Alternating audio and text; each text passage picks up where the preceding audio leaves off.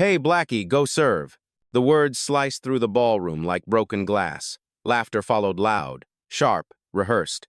Crystal chandeliers trembled in their silence as every eye turned toward her. She stood still in a pale blush gown, one hand pressed against a phone, the other resting at her side. She didn't flinch. She didn't answer.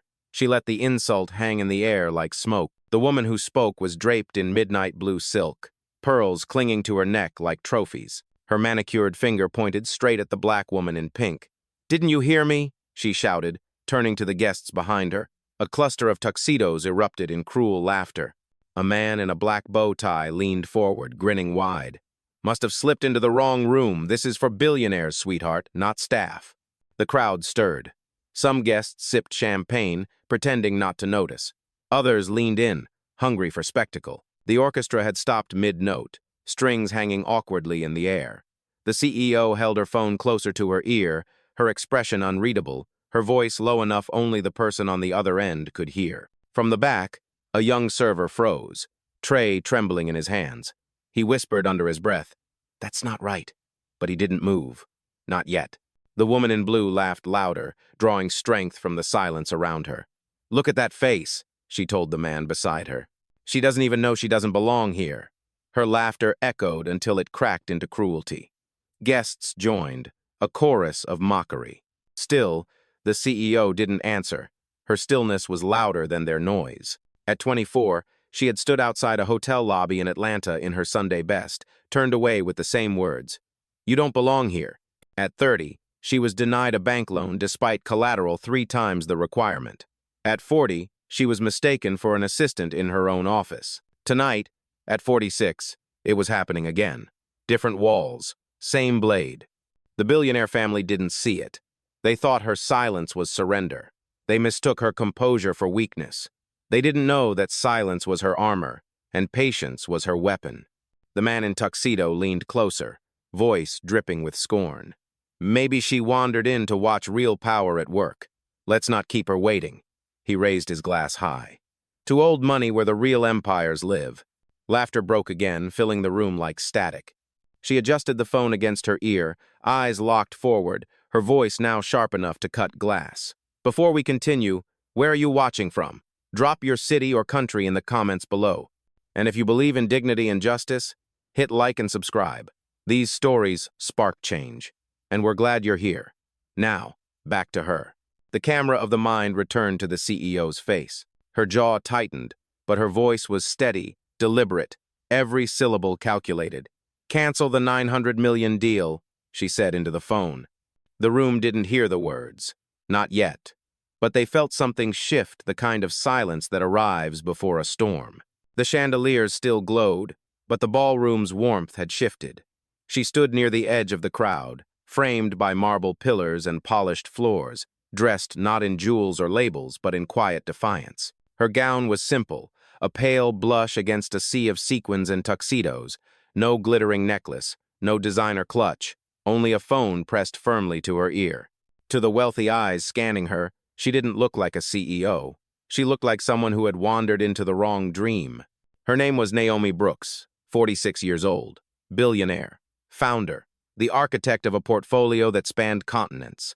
Yet in this room, cloaked in luxury and prejudice, none of that mattered. Tonight, she chose to arrive without her entourage, without her assistant, without the visual armor of wealth.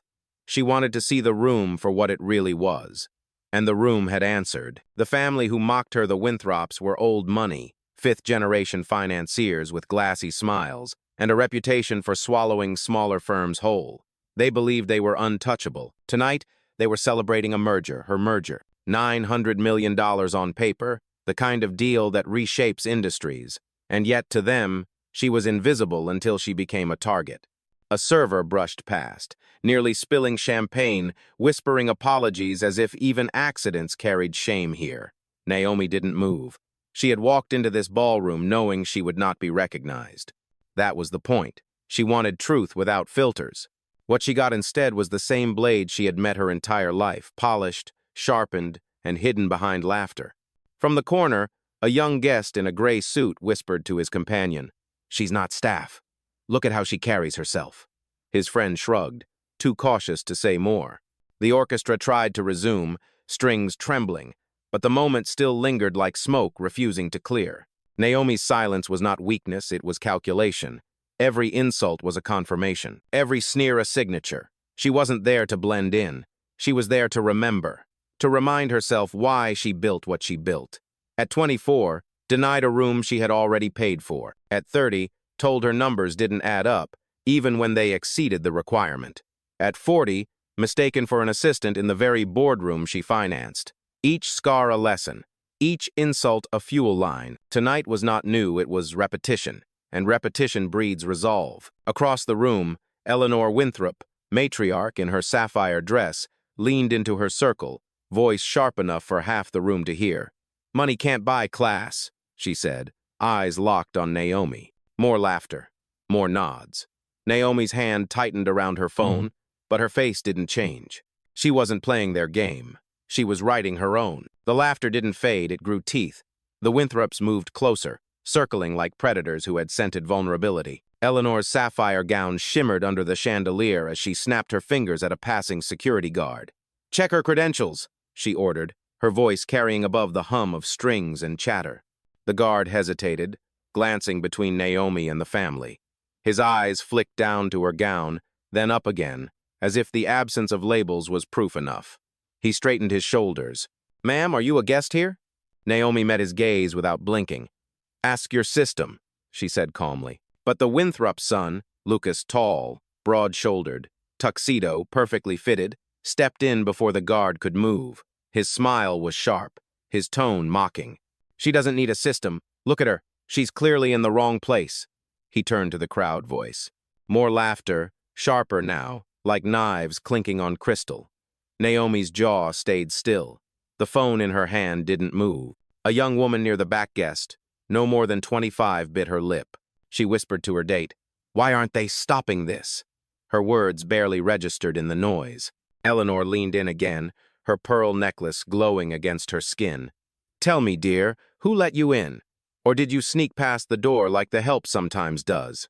Her laughter echoed, brittle and cold. The orchestra stopped trying. Silence settled between each jeer. Naomi shifted slightly, weight steady, gaze locked forward. She didn't speak. Not yet. The security guard, caught in the web of expectation, moved a step closer. "If you don't have an invitation—" "She doesn't," Lucas interrupted, snatching the small ivory card Naomi had been holding loosely in her free hand. He waved it like evidence, then tore it cleanly in two. Worthless paper. Problem solved. He dropped the shreds onto the polished floor. Gasps rippled through the crowd. Not everyone laughed now. A few guests exchanged uneasy glances. The young woman at the back pulled out her phone, her thumb hovering over record. Naomi remained silent, though her grip on the phone at her ear tightened. She had seen this play before, the theft disguised as protocol, the insult dressed as humor, the humiliation staged as entertainment. Lucas leaned close enough for only a few to hear, but loud enough for whispers to carry. "Don't worry. When you're thrown out, maybe you can park cars outside. At least then you'd belong." Eleanor smirked, lifting her champagne flute. "To old money," she declared again. Glasses rose, clinking like a verdict. Naomi's reflection stared back at her from the marble floor, calm, still, unshaken. The storm wasn't in her voice. It was waiting in her silence. Naomi didn't reach for the shredded card at her feet. She didn't protest, didn't plead. She simply stood, phone still pressed to her ear, a statue carved from poise. The ballroom wanted a reaction, a crack in her calm. Instead, they got nothing silence thick enough to choke the laughter still hanging in the air. The guard shifted uncomfortably. His training hadn't prepared him for this, an accused guest who refused to fight back. Lucas grinned wider, mistaking stillness for surrender. He leaned back, smug, as if the game had already ended. But Naomi's silence was not surrender. It was memory. At 26, she had once sat across a bank officer who labeled her a risk, ignoring collateral stacked threefold. She didn't shout then, either. She waited, signed with another institution, and watched that bank collapse 2 years later. At 32, she walked into a conference room and was offered coffee service while waiting to present her acquisition plan. She hadn't corrected them. She simply delivered the presentation and walked out owning the very building they thought she was serving in. Her silence tonight was the same silence that had carried her through decades of underestimation. It wasn't weakness, it was calculation. Eleanor, mistaking composure for fear, pressed further. Look at her, not a word, because she knows she doesn't belong. Her pearls rattled as she laughed again. The family followed, a chorus rehearsed in cruelty. Naomi finally lowered her phone from her ear, but she didn't speak. Instead, she placed it gently on a nearby tray, its screen still glowing. The server holding the tray stiffened, eyes wide, realizing that whatever conversation she had just paused wasn't finished, it was only waiting. The young woman in the back started recording, this time openly. Her friend tugged her sleeve, whispering, "Don't, this isn't your fight." She shook her head, voice trembling. "It's everyone's fight." A ripple of unease spread. The silence wasn't collapsing, it was expanding, pressing in on every corner of the room. Naomi's eyes scanned the family, steady and unblinking. She didn't need to answer their laughter. The weight of her gaze did it for her. The guard cleared his throat, softer this time. "Ma'am, do you have proof of your invitation?" Naomi didn't flinch. She simply said, calm and flat, "Run my name." The words dropped like iron. The guard blinked, thrown by the quiet authority in her tone. Eleanor scoffed. "Don't waste your time. She's nothing." But cracks were beginning to form, small, hesitant glances, murmurs from guests who weren't laughing anymore. Naomi stayed silent after that, folding her hands lightly in front of her, as if waiting for, and for the first time that night, the hush in the ballroom wasn't total. It cracked at the edges with whispers. A camera lens rose above the crowd, subtle at first, then deliberate. A young guest in a gray suit, the same one who had muttered earlier, now lifted his phone and pressed record. The red circle glowed faintly against the crystal light. Across the room, a woman in a silver dress leaned toward her husband. "Are you seeing this? They're humiliating her." He frowned but didn't stop her from raising her own phone, angling it just enough to catch the Winthrop's laughter. The orchestra no longer pretended to play. Instruments rested on laps, bows lowered. The violinist closest to Naomi stared openly, his jaw tight, as if even music couldn't drown out the injustice. Eleanor noticed the phones. Her smile stiffened. "Careful," she warned, voice honeyed but sharp. "Defamation carries consequences." But the warning only spread further. Two more guests lifted their cameras, emboldened by the first. The security guard hesitated now, shifting on his heels. Protocol told him to remove unverified guests. But his eyes darted to the glowing screens, to the guests who would not be silent. He lowered his radio a fraction, uncertain. Naomi remained perfectly still, phone no longer at her ear, but screen still awake on the tray beside her. Its faint light pulsed like a heartbeat. She did not stop the cameras. She did not encourage them either. She simply let the truth record itself. Then a different voice cut through the tension, soft, young but trembling with courage. Elena Ruiz, a junior event coordinator standing near the back, stepped forward. Her blazer was too big, her hands fidgeting, but her eyes were steady.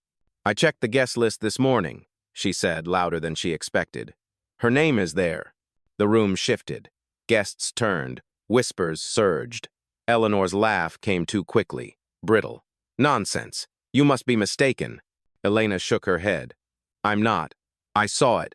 Naomi Brooks, executive guest."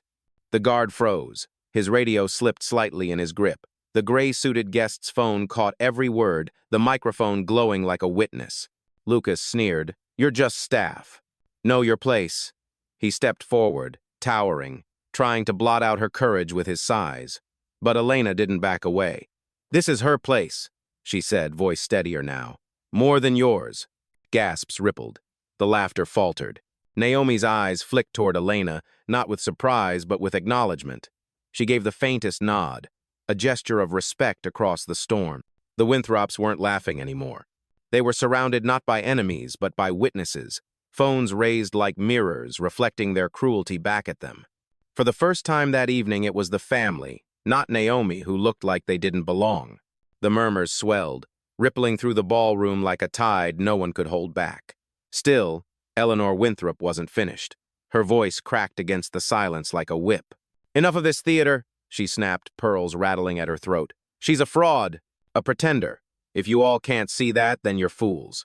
Her husband, Richard Winthrop, stepped forward now, his silver hair gleaming under the chandelier.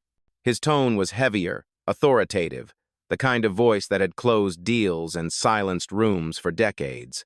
"This is a secured event," he barked. "Only verified guests are permitted, and she," he pointed a rigid finger at Naomi, "is not verified." The guard flinched at the command. His training pulled one way, but the cameras pointed another. His radio hovered near his lips, hesitation anchoring his hand. Lucas seized the pause, his arrogance sharpening.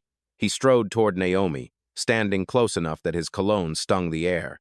"You think standing silent makes you mysterious?" he jeered. "It makes you weak. You're nothing but a gatecrasher in borrowed silk." His laughter was sharp, jagged, forcing others to join just to mask their unease. Naomi didn't step back. She didn't speak. Her stillness seemed to mock their noise more than any words could. From the side, Elena Ruiz trembled but found her voice again. "She is on the list. I saw it with my own eyes." Richard turned on her, his glare heavy enough to crush. "You're lying. Or worse, you've been manipulated." The room tightened, every guest caught in the gravity of his rage. Phones hovered higher, closer. A man near the back muttered, "This is going too far." Oh, Eleanor clasped Richard's arm, her smile thin but venomous. "Darling, don't waste your anger. People like her feed on chaos. It's all they know." She looked at Naomi then, directly, her eyes gleaming with contempt. "Do us all a favor and leave before you embarrass yourself further." Naomi blinked once, slow, deliberate.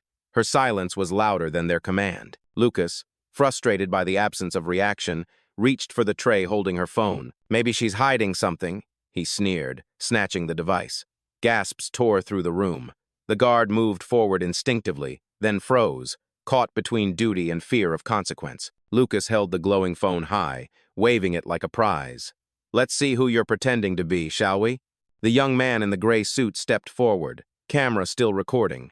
"That's theft," he said sharply. His voice cracked, but his courage didn't. Lucas scoffed. "Sit down, Junior. This is family business." "No," Elena said, louder now. "This is everyone's business. You can't humiliate her like this." Naomi finally moved, her eyes lifting from the shattered card on the floor to the phone in Lucas's hand. Her gaze locked him still, a quiet warning, and in that instant, the laughter shrank. The ballroom wasn't echoing anymore, it was listening. The ballroom was no longer elegant, it was a stage, tense and uneven. Lucas gripped Naomi's phone in his fist, the glow of its screen reflected in his arrogant grin. "Let's unlock your secrets," he taunted, thumbs hovering as if daring her to stop him. "Lucas," Eleanor hissed, half a warning, half approval. The crowd leaned closer, a circle tightening around humiliation dressed as entertainment. Naomi's voice cut through, calm and measured. "Put it back."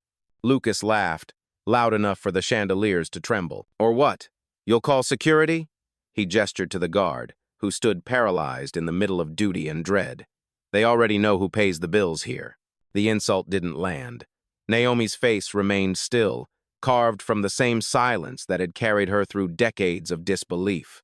That composure only infuriated him further. "You think you can stand here mute and we'll all bow down?" His tone cracked, desperation bleeding into the cruelty. Then, in one swift motion, he hurled her phone across the marble floor. It skidded, sparks of light bouncing from its screen before slamming against a pillar with a crack that echoed like a gavel. Gasps erupted. Even the guests who had been smirking stepped back, shock washing over their faces. Naomi didn't flinch. Not an inch. Eleanor clapped her hands once, brittle and sharp. "There. No more charades. Now leave." The young woman in silver, who had been recording from the corner, cried out, "That's assault! That's destruction of property!" Her voice shook, but the words carried. Phones turned toward her, capturing her outrage, feeding the live streams that were already spreading like wildfire. Richard Winthrop's voice thundered over hers. "She's trespassing. We're within our rights." He gestured toward the guard again, fury in his face. "Remove her. Now." The guard didn't move. Not yet. His eyes flicked between Naomi, the broken phone, and the forest of cameras raised like a tribunal. Naomi lowered her gaze to the shattered device, then lifted her eyes back to Lucas. Her silence weighed heavier than any outburst. Elena Ruiz stepped forward, her voice shaking but steady. "She had every right to be here. She's on the list, and you just destroyed her property in front of witnesses." Lucas turned on her, face red. "You'll lose your job for this." "Oh, no," Elena said, her voice firmer now. You will. The crowd stirred, louder this time. A man in a navy suit near the bar called out, He crossed the line. Another guest nodded, murmuring, This isn't business, it's bullying. Naomi remained unmoved, her stillness commanding more than their shouts. But inside that silence, a storm gathered. For decades, she had endured humiliation behind closed doors, in quiet offices, at polished tables. Tonight, they had crossed into something irreversible, and though the Winthrops still laughed, their laughter sounded different now, thin, brittle, desperate against the weight of a room that had begun to turn against them. The breaking point had arrived. The ballroom air hung heavy, charged like a storm waiting to break. Naomi stared at the fractured glass of her phone, light flickering weakly across the marble. Around her, the Winthrops smirked, convinced the night was theirs. But when Naomi finally moved, it wasn't toward the broken device. It was toward her clutch, small, understated, resting on the tray beside the stunned server. She opened it slowly, deliberately, and withdrew a second phone. Sleek, untouched, alive with power. The room shifted again. Guests whispered, eyes widening. Lucas's grin faltered. Eleanor's pearls rattled with sudden unease. Naomi lifted the phone to her ear, her voice low, steady, lethal. Nia, log this moment. Mark the time. Begin the cancellation protocol. On the other end, her assistant's voice came crisp, professional. Confirmed. Logging now. Do you want the board notified? Yes, Naomi said, her tone slicing through the ballroom like steel wrapped in silk. Alert every partner. Effective immediately.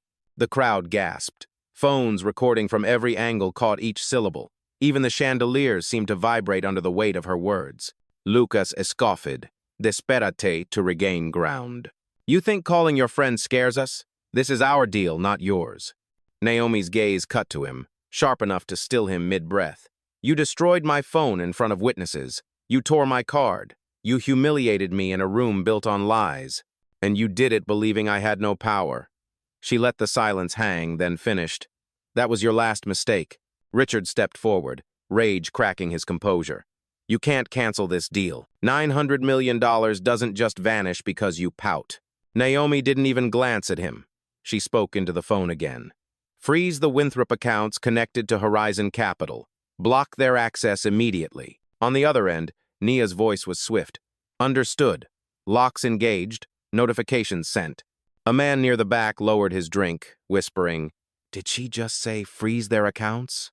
His companion, still recording, whispered back, She did. And she can. Oh, Eleanor's face drained of color. You're bluffing, she hissed, voice thinner than before. Naomi turned her head slightly, her calm gaze resting on Eleanor. You've lived your whole life believing no one could touch you. Tonight, you learn otherwise. The security guard finally stepped back, his radio lowered completely. The balance had shifted. He wasn't protecting the Winthrops anymore, he was watching, just like everyone else. The young woman in silver lowered her phone long enough to whisper, She's not bluffing. Look at her. Naomi held her phone steady, her words deliberate. Proceed, Nia. This deal is over. And with that single order, the counterstrike began not loud, not violent, but with precision sharp enough to dismantle an empire. The ballroom felt smaller now, as though the walls themselves were leaning in to hear her next word. Naomi stood centered under the chandeliers, her second phone glowing like a command post. The Winthrops no longer laughed. Their eyes darted to one another, searching for control that was already gone. She ended the call with a soft tap, then lifted her gaze. You want proof? Her voice carried across marble and glass. You want to know who I am? The silence answered for them. Naomi took one step forward. My name is Naomi Brooks. She let the weight of her name hang for a moment. Founder and majority shareholder of Horizon Capital. The very company you came crawling to for this $900 million lifeline. The room erupted not with laughter this time, but with shock. Phones shook in trembling hands as guests whispered furiously to one another. The guard's eyes went wide. He dropped his radio to his side completely. Eleanor's face blanched. That's impossible, she stammered, her voice stripped of its earlier venom. No one told us. No one had to, Naomi interrupted, her tone clean and cutting. You never asked, because you saw me, and you assumed. Lucas stepped back, the arrogance drained from his grin. His voice cracked. If this is true, it is true, Naomi said, slicing through his hesitation. She glanced toward Elena Ruiz, who nodded immediately. Executive guest, owner-level clearance, Elena confirmed, her voice steady, empowered now. I saw it in the system myself. A win. Phones pivoted toward her, catching every syllable. The young man in the gray suit whispered to his own camera, "She's the one. She owns everything." Naomi raised her chin slightly, her poise radiating like a blade of light. You mocked me in my own ballroom. You called me an intruder at my own deal. You destroyed what belonged to me as if it were yours to break. She paused, her words deliberate, slicing into the silence. You thought silence meant weakness, but silence was simply waiting for this moment. Richard Winthrop's voice cracked under the weight of panic. This doesn't change anything. You can't just... Naomi cut him down with a single sentence. You've already lost everything. The guests gasped, their cameras capturing every word like scripture. The power in the room had shifted completely. Naomi wasn't the outcast anymore, she was the storm that had finally revealed itself. And in the reflection of every phone raised high, the Winthrops saw the truth. The woman they mocked now held their empire in the palm of her hand. The applause thundered, echoing off marble and glass. But Naomi raised one hand and the room fell quiet as if the air itself obeyed her. She lifted her phone once more, calm, deliberate. Nia, she said, her voice clear enough for every guest to hear, initiate termination protocol. On the other end, her assistant's voice rang sharp through the speaker. Confirmed. Executing now. Richard's face blanched. Termination? What do you mean? Naomi's eyes never left his. The Winthrop contract is void. Effective immediately. Your access to Horizon Capital Systems, credit lines, and accounts is frozen. Your merger is dead, and so is your reputation. A collective gasp surged through the room. Phones shook, capturing the collapse in real time. Eleanor clutched Richard's arm, her pearls trembling like loose chains. You can't do this, she hissed. We'll fight you in court. Naomi's gaze hardened, steady as stone. Fight me with what? You just destroyed evidence in front of 100 witnesses. Every video here is already on its way to the press. By the time you draft your first motion, the world will know exactly who you are. Lucas, pale now, took a step forward, his voice cracking. You can't ruin us like this. 900 million gone? That's livelihoods, that's arrogance, Naomi cut in. Arrogance that thought power meant immunity. Arrogance that mocked me, tore my card, smashed my phone, and believed the world would laugh with you. But the world is laughing at you. Nia's voice came through the speaker again. Confirmation. Contracts voided. Accounts frozen. Notifications sent to all Horizon partners. Do you wish to proceed with permanent blacklist? Naomi let the silence linger. Dozens of phones pointed at her, the entire ballroom waiting on her next word. Then, with a calm that felt like thunder, she said, Yes, blacklist them. Effective forever. Eleanor's knees buckled. Richard caught her, but his own strength seemed to falter. Lucas looked around, desperate for allies, but found only eyes filled with disgust, or worse, pity. The security guard stepped forward at last, not toward Naomi, but toward the Winthrops. He held out his hand firmly. Your access cards, please. His voice was steady, professional, but it carried the weight of finality. The guests erupted again, not with laughter this time, but with cheers, applause, and shouted words of vindication. That's justice, someone yelled. She shut them down, cried another. Naomi lowered her phone slowly, her expression unchanged. She didn't need to smile. Power didn't need theatrics. It needed truth, and tonight, truth had spoken louder than money ever could. The ballroom was unrecognizable now. What had begun as a stage for cruelty was transformed into a tribunal of truth.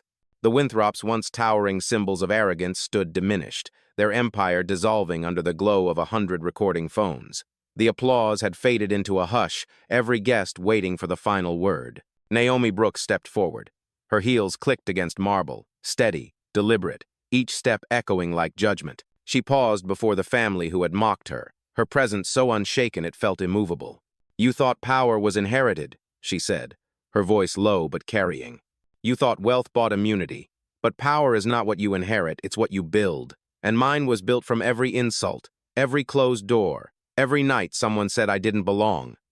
Oh, She let her gaze sweep across the room, to the guests who still held their phones high, to Elena Ruiz, who stood straighter than ever, to the guard who had lowered his radio in silent defiance. You all witnessed what happens when arrogance meets truth. You all saw what happens when prejudice thinks it can disguise itself as tradition. Eleanor tried to speak, but the words caught in her throat. Richard's shoulders sagged, his voice reduced to a whisper. "This isn't the end." Naomi's reply cut through him like glass. "It is for you." Gasps rippled again, not from shock this time, but from awe. Her words struck like a final gavel. She turned slightly, her eyes locking on the nearest camera. Her next words weren't just for the room, they were for every person watching now and every person who would watch later. "I don't need to raise my voice. I don't need to beg for respect, because real power doesn't shout. It doesn't demand. It simply acts. And tonight, you saw it act." The silence that followed was heavier than any applause. Then, as if on cue, the room erupted not with mockery, but with thunderous cheers, with guests clapping, some even standing, their faces lit with vindication. The orchestra struck a single triumphant chord, improvised but perfect. Naomi gave one final glance to the Winthrops. "You wanted me gone from this room, but this room is mine, and it always was." She turned, calm as ever, retrieving her unbroken phone and sliding it back into her clutch. Without haste, without fear, she walked through the parting crowd. Guests moved aside as if making way for royalty. Phones followed her exit, recording every step, immortalizing the image of dignity walking away while arrogance crumbled in its shadow. At the doorway, she paused once more. Not for them, but for the lesson. "I am not the clip you wanted. I am the result you never saw coming." And with that, Naomi Brooks left the ballroom not defeated, not diminished, but sovereign. The Winthrops remained where they were, exposed, silent, ruined.